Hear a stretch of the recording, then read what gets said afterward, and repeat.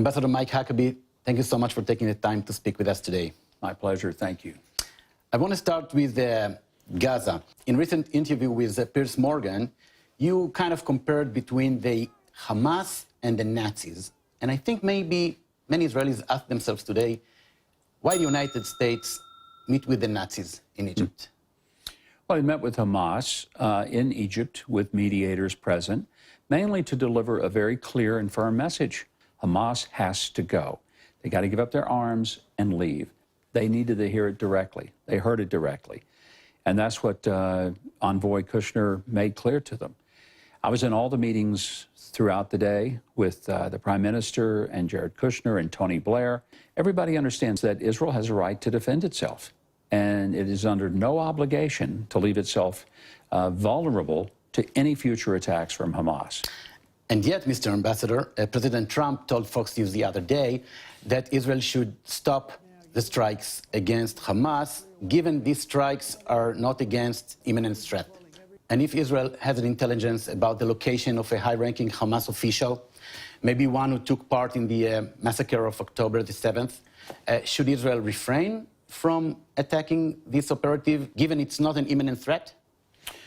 Well, it depends on how you define an imminent threat. If they're plotting to carry out something, maybe they were part of October 7th, but if they're actively plotting something now, then that could very much be an imminent threat. The clear message that was understood by everyone was that while the U.S. wants there to be a time so that Hamas will start giving up their weapons, let's hope they actually do that. But nobody is going to insist or tell Israel that it can't defend itself. Israel's a sovereign nation. We understand that. And it'll make the decisions that's best for the Israeli public and protecting them. I want to move on to Iran. It has been almost 6 months since the war in Iran has begun, and the goal of putting an end to the threat posed by the Ayatollah regime has not been achieved yet. At some point, the Iranian government is going to have to decide, do they have a future continuing to taunt the United States and Israel, continuing to do what they've done for 47 and a half years, and that's tell us they're going to kill us? Or do they finally come to the conclusion that their only way ahead is to give up nuclear aspirations and try to live like civilized people, something they have not done up to now? For how long would the United States and the president wait until something will happen? Because meanwhile, they still have the nuke, they still have the Hormuz Strait closed, and the regime is intact. Well, they don't have a nuclear weapon right now. Nuclear material. They have some nuclear material. The president has said they're not going to be able to enrich it, and they're certainly not going to have a weapon. I think the one thing you can count on is the president will keep his word on that. Here's what people are missing. The president has already twice shown that he's willing to commit U.S. military power to deal with Iran. If he has to do it again, he will. Let's move to the situation in the West Bank.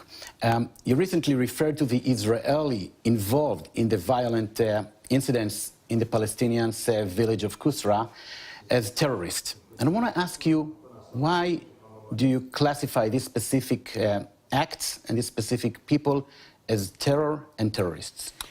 When you engage in activity that is intended to change the behavior and to create fear in an individual, an entire society, or a community, that is the definition, the historic dictionary definition of terror.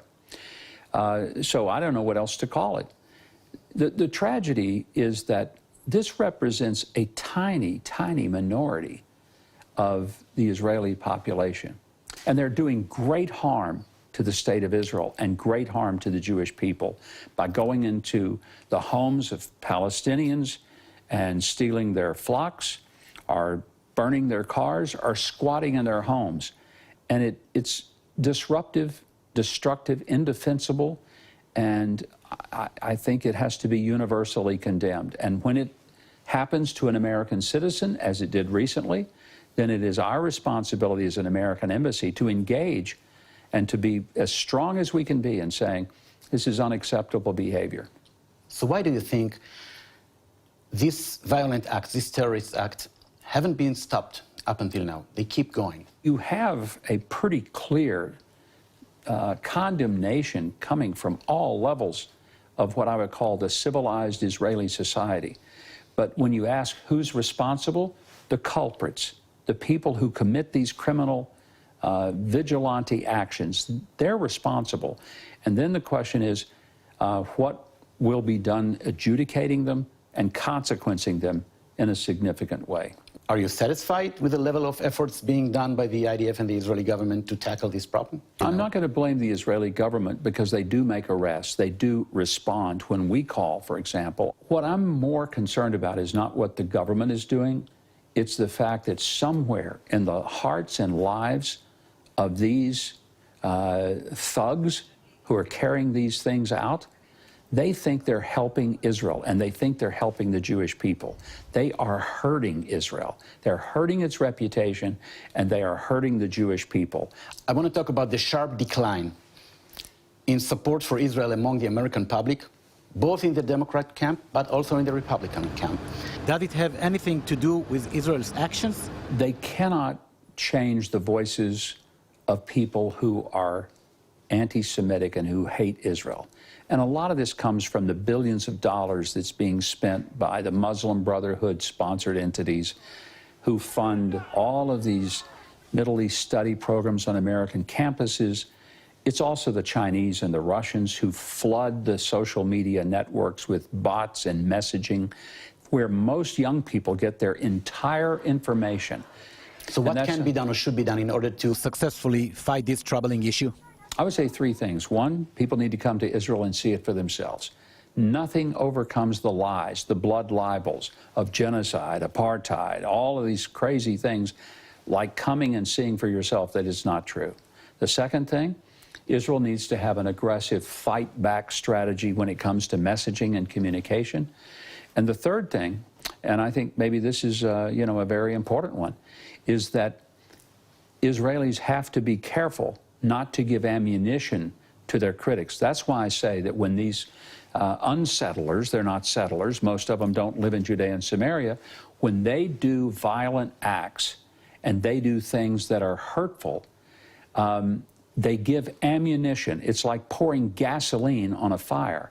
Why would you help your enemies hate you more? Last question. President Trump told yesterday in an interview that he thinks he would be better stay off the political scene in Israel and not recommend or endorse a certain candidate. And I want to ask you, is there a chance that President Trump would endorse any candidate rather than Benjamin Netanyahu? I don't know. He's never discussed it with me, so I just don't know. He probably will stay out of it. I have to. I'm bound by U.S. federal law called the Hatch Act that I cannot engage in even American politics, and I certainly cannot engage in Israeli politics.